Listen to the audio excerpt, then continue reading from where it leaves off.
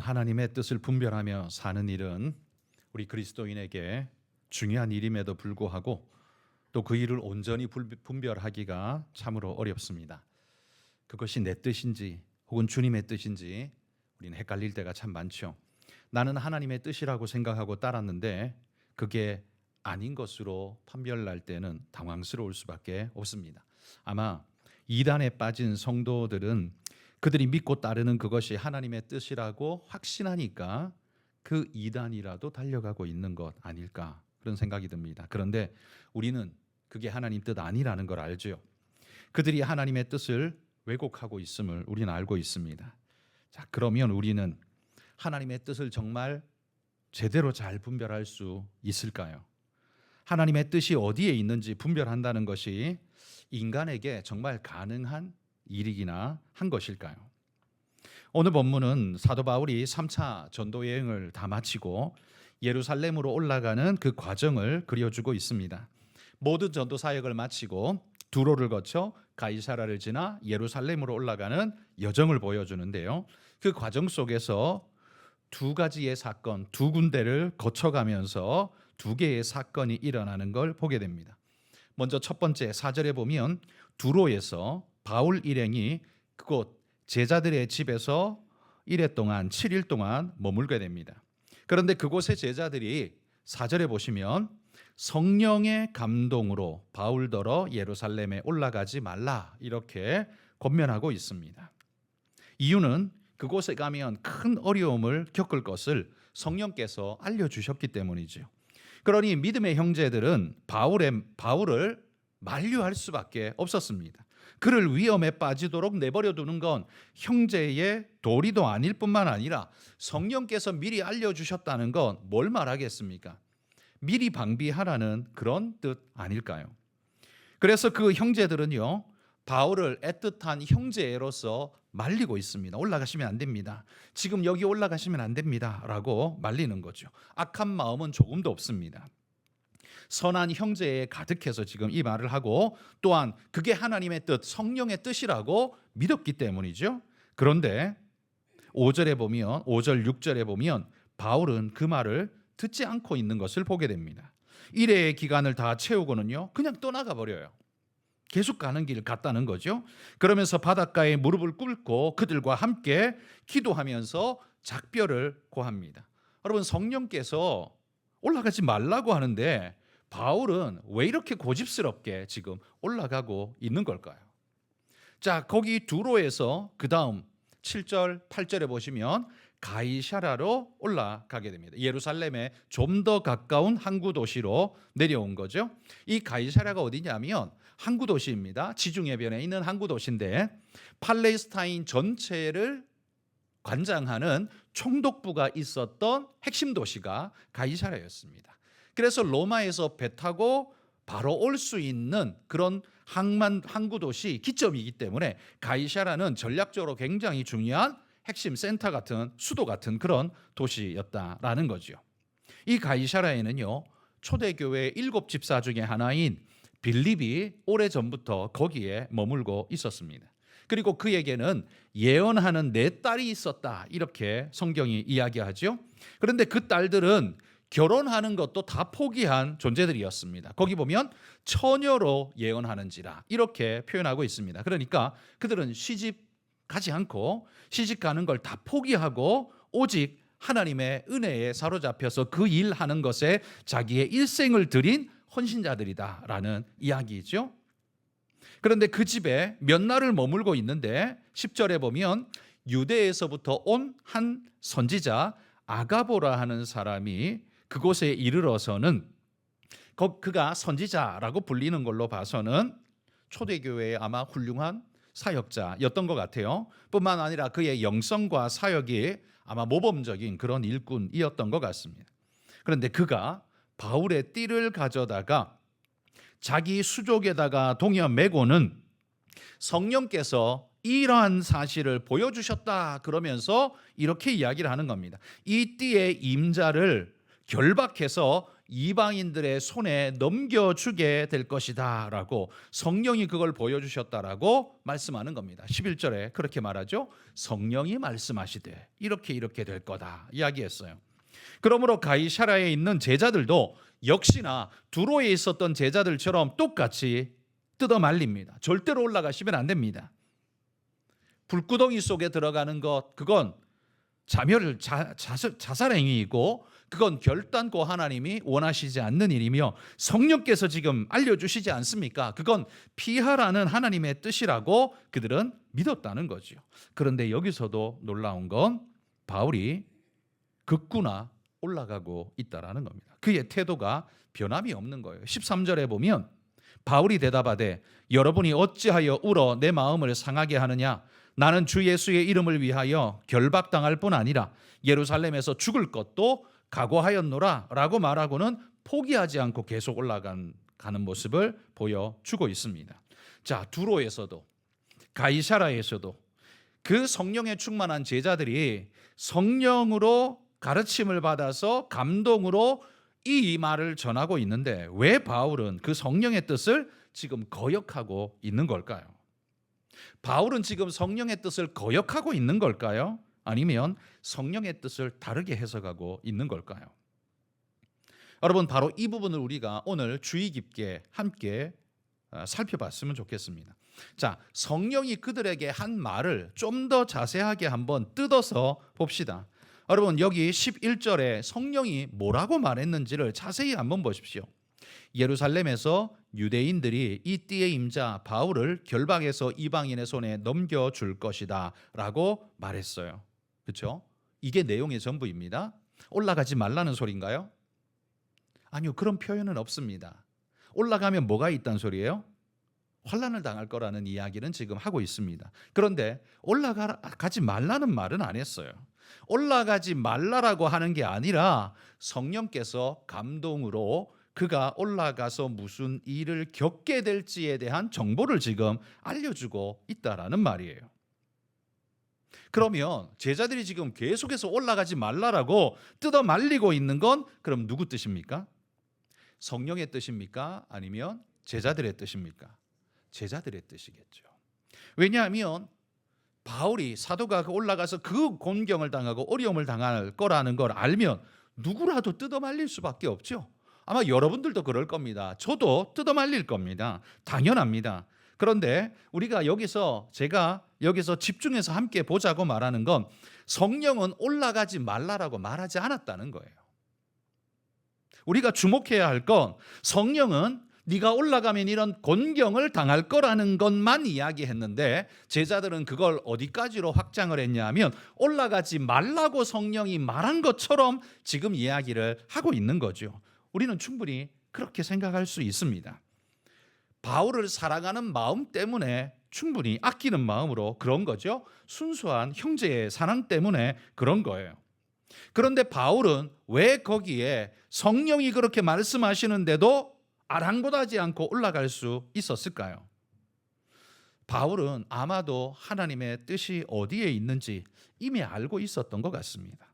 두로와 가이사랴에 오기 전에 이미 그 이전부터 바울이 그 마음에 확정하고 왔다는 사실을 우리는 성경에서 볼 수 있는데요. 사도행전 20장에 보면 오늘 본문의 앞장에 보면 에베소를 들릴 겨를이 없어서요. 에베소에 있는 장로들을 밀레도 항구로 불러다가 내가 지금 당신들한테까지 갈 여가가 없으니까 당신들이 좀 와주십시오. 내가 지금 배 타고 밀레도 항구로 가고 있는데 당신들이 에베소에서 밀레도로 내려와서 나를 좀 만나 주십시오. 마지막 만남을 하고 싶습니다 라고 불렀던 거예요. 거기에서 뭐라고 말했느냐?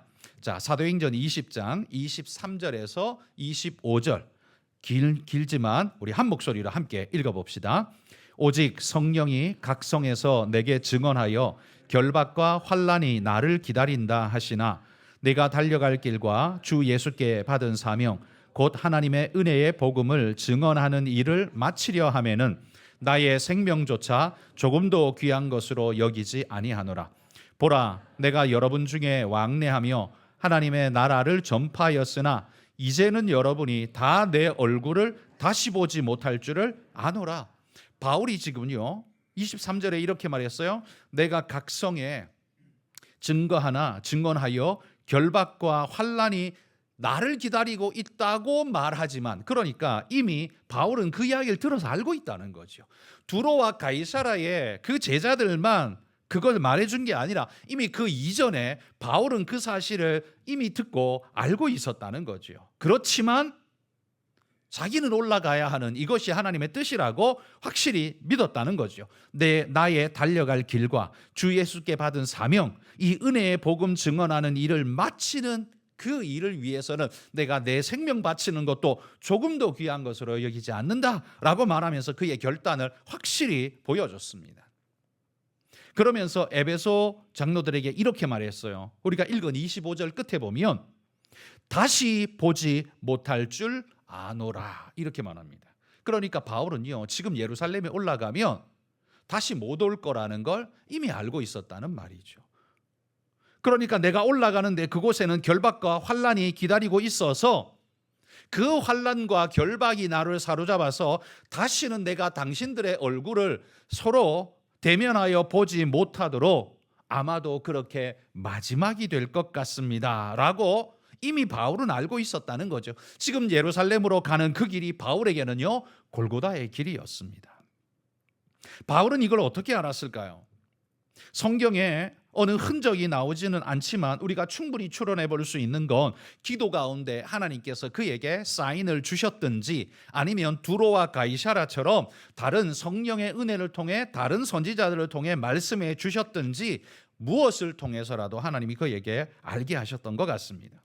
그는 이 기도 가운데 아마도 이 길이 주님의 뜻에 부합한 길이라는 것, 그렇지만 고통과 아픔이 있는 길이라는 걸 알고서도 마음에 확신을 가지고 결단을 가지고 지금 나아가는 거죠. 그런데 두로에 갔더니만 두로에서도 제자들이 탁 뜯어 말리는 겁니다. 가이사라에 갔더니만 가이사라에서도 하나님의 성령의 이 은혜를 입은 사람들이 또 뜯어 말리는 겁니다. 그게 하나님의 뜻이라고 그들은 믿었기 때문이겠죠.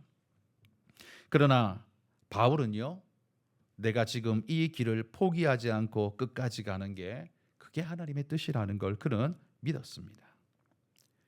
여러분, 우리는 하나님의 뜻을 어떻게 분별하고 있습니까?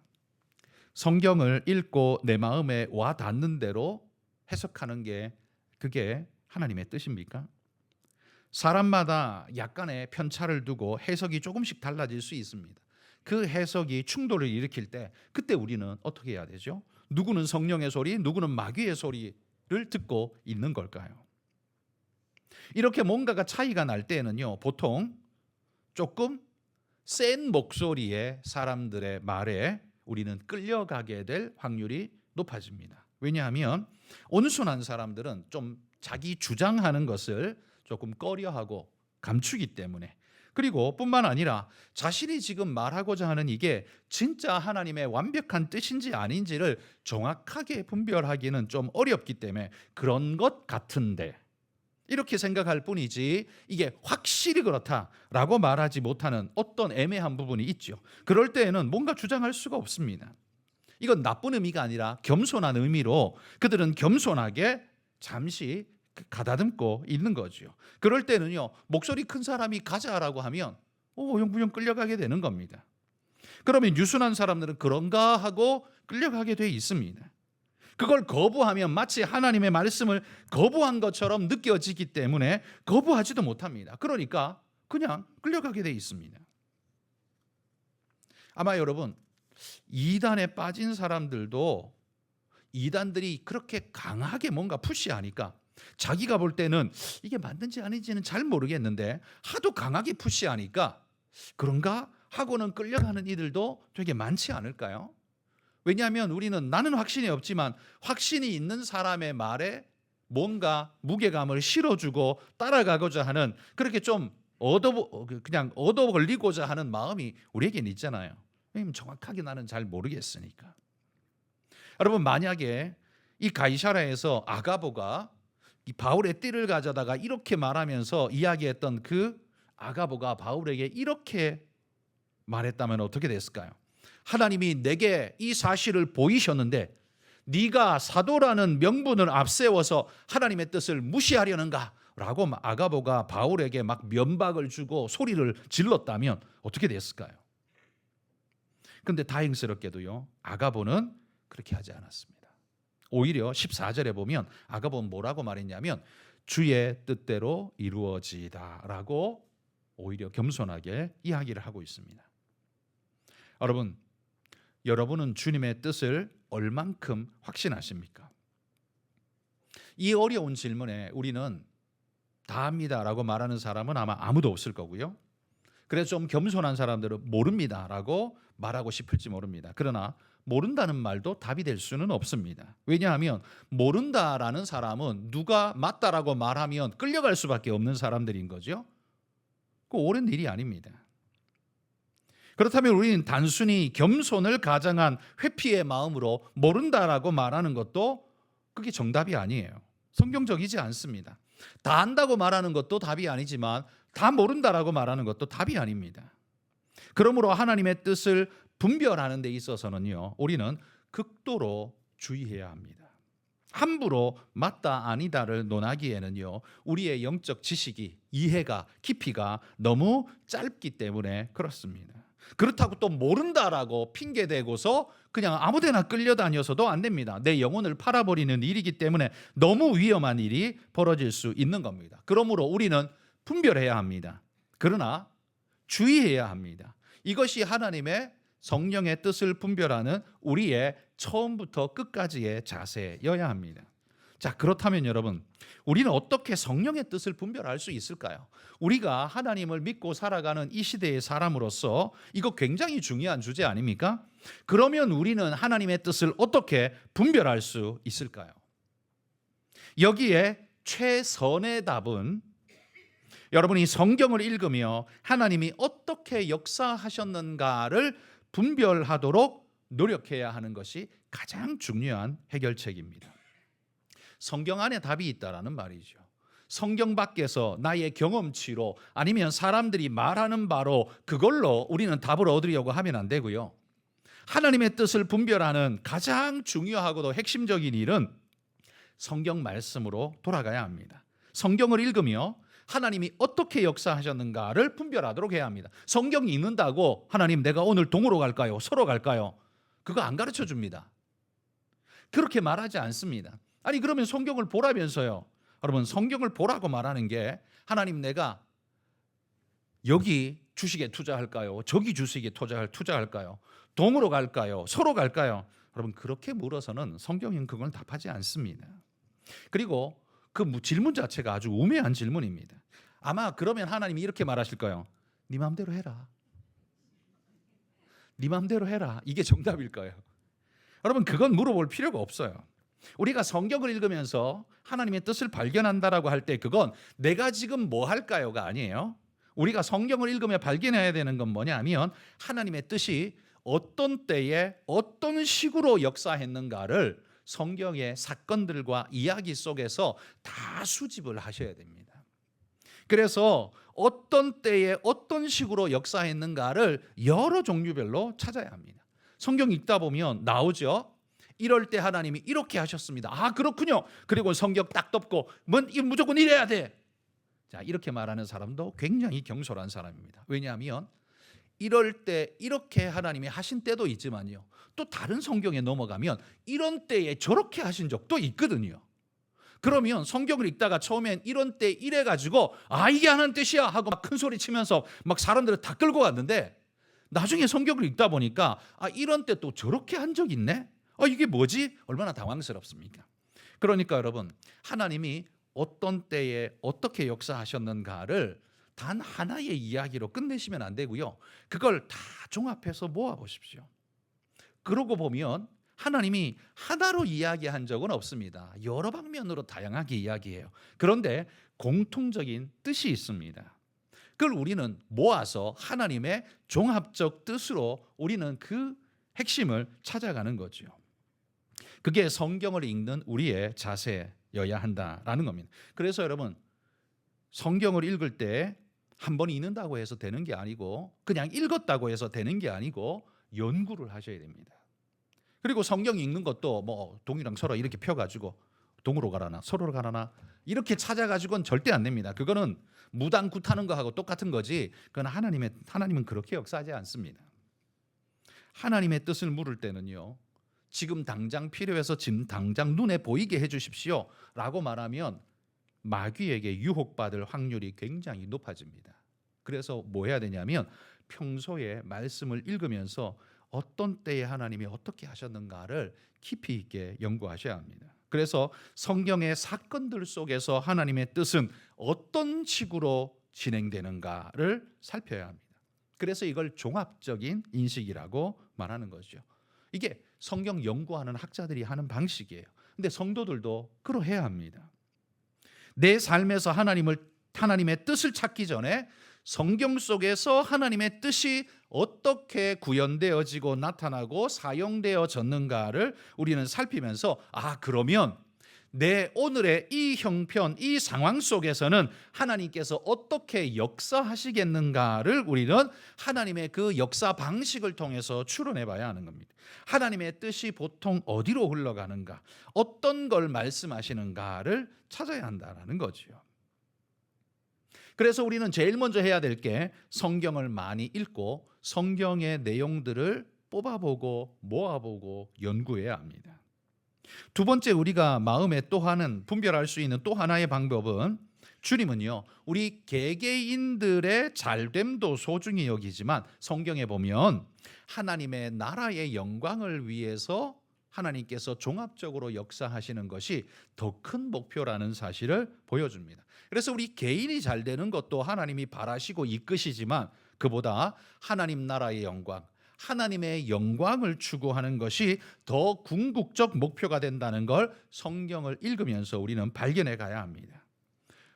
이 말이 오해하시면 안 됩니다. 단체를 위해서 개인은 무조건 희생해야 돼 라는 그런 공산당식의 이야기를 하는 게 아닙니다. 하나님은 때때로 그런 식으로 공동체를 위해서 개인에게 헌신과 희생을 요구할 때도 있지만 하나님은 개개인들에게, 그들에게 또 하나님이 깊이 있게 역사하시는 하나님이시라는 사실을 간과해서도 안 됩니다. 무조건 공동체가 우선이고 개인은 뒤로 가야 돼 라고 말하는 것도 틀렸고, 요즘은 개인주의니까 하나님이 개인적으로 역사하셔, 하나님은 사람의 개별적인 마음에서 역사하셔 해가지고 공동체적인 하나님의 목표가 마치 없는 것처럼 말하는 것도 틀렸습니다.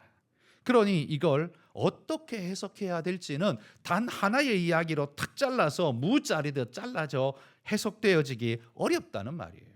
감히 우리가 어떻게 하나님의 섭리와 그분의 뜻을 다 헤아려서 간파할 수 있습니까? 그건 절대로 불가능한 일이죠. 그러니 우리는 성경을 읽으며 하나님의 뜻 속에서 그분의 뜻이 어떤 식으로 역사되어져 갔는지를 말씀 속에서 분별하고, 또한 나의 개인의 어떤 것보다 하나님의 나라의 영광을 하나님께서 더욱 추구하게 하셨고, 그럴 때에 우리 개개인에게 부어주시는 하나님의 축복과 은혜가 흘러 넘친다는 사실을 우리가 인식한다면 우리가 그 주님을 먼저 앞세우고 하나님의 영광을 앞세우는 게 하나님의 뜻이라는 걸 발견하게 될 것입니다. 그러므로 여러분, 만약 우리가 하나님의 뜻과, 우리는 기도는 이렇게 막 했는데 하다 보니까, 성경 연구하다 보니까 이게 내가 하나님의 뜻에 반대되게 잘못 구한 것 같아 라고 생각된다면 그 기도를 빨리 처리하셔야 됩니다. 하나님의 뜻이 무엇인지를 다시금 확인하고 그분의 뜻에 내 마음을 맡기고 또 깨닫게 해달라고 하나님 앞에 구하면서 믿음으로 가셔야 합니다. 여러분, 하나님의 뜻을 분별하는 건 절대로 쉬운 일이 아닙니다. 목사도 못하고 잘 못하고 그 누구라도 잘하지 못할 수 있습니다. 왜냐하면 우리는 하나님이 아니니까요. 정리해보면요, 우리는 성령의 뜻을 어떻게 이해할 수 있습니까? 하나님의 말씀 속에서 우리에게 가르치신 하나님의 가르침의 원리를 발견해 가십시오. 그리고 하나님의 큰 그림을 보도록 노력해 가십시오. 소소한 어떤 것들에 집착해 가지고 그거 하는지 마는지 이게 중요하다라고 말하는 거 아닙니다. 아까도 말했지만 네 맘대로 하세요. 하나님이 그렇게 말할 것도 많아요. 그래서 우리는 때때로 하나님의 뜻에 하나님의 뜻에 엉뚱한 길로 잘못된 길을 우리가 선택하고 갈 때도 보통 있습니다. 그리고 또 하나, 하나님의 뜻은 어떨 때는요, 사람들이 보편적으로 생각하는 그 보편에서 벗어날 때도 있다는 사실을 기억해야 합니다. 요나가 왜 하나님의 그 니느웨 행 명령을 거부했습니까? 유다 사회의 보편성을 벗어나기 때문입니다. 그들은 유다 사회에서는 그 누구도 니느웨, 그 아수르의 구원을 선포하는 게 하나님 뜻이라고 말하는 사람 단 하나도 없었습니다. 그러니까 유대 사회의 보편, 이 이스라엘 사회의 보편으로 보자면 요나가 한 게 맞는 거죠.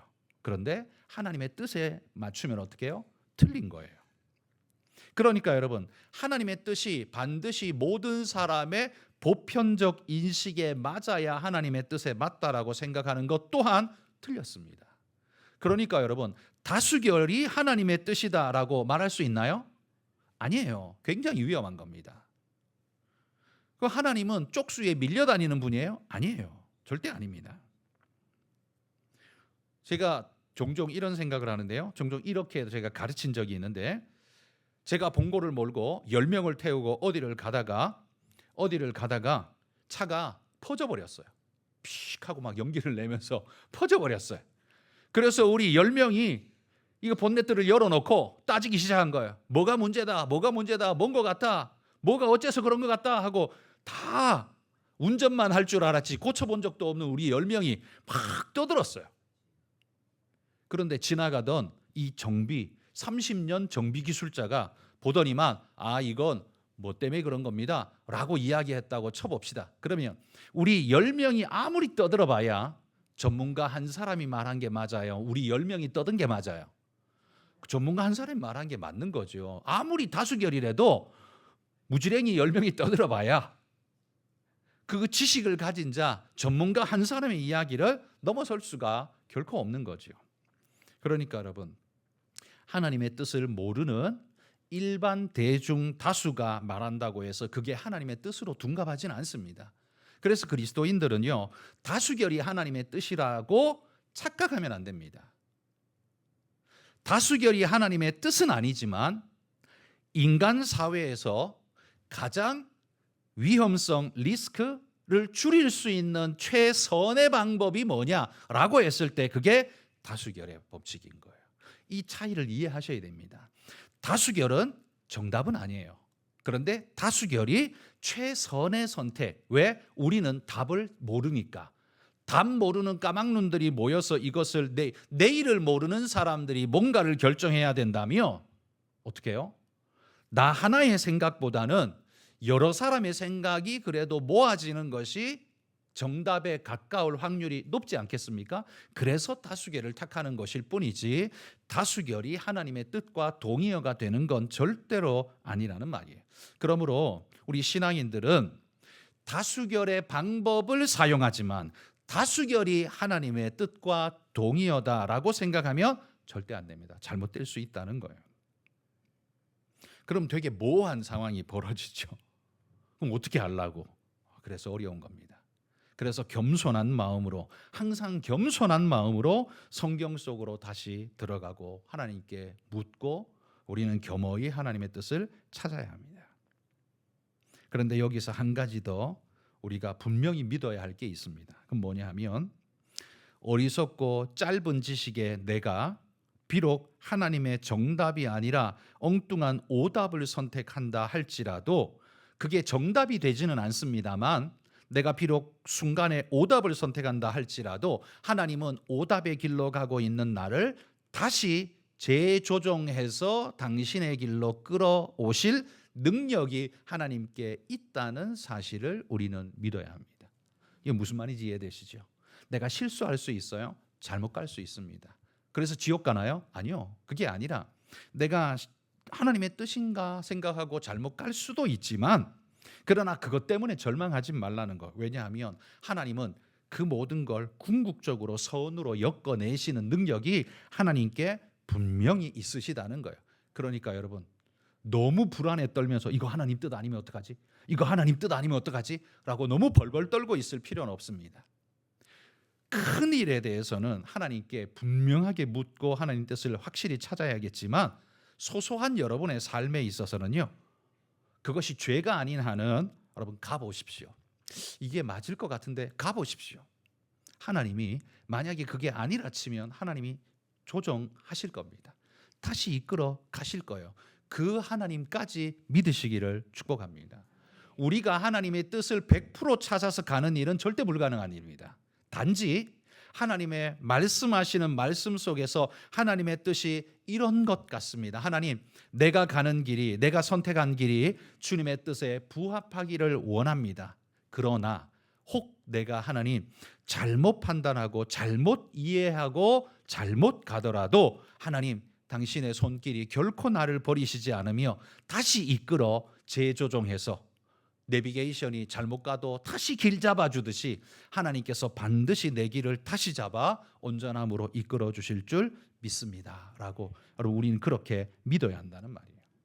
그러므로 여러분, 소소한 것 하나까지 하나님 오늘 밥을 몇 숟갈을 먹어야 될까요? 뭐 이런 것까지 하나님 물어보면 안 돼요. 동으로 갈까요? 서로 갈까요? 그런 거 물어보면 안 돼요.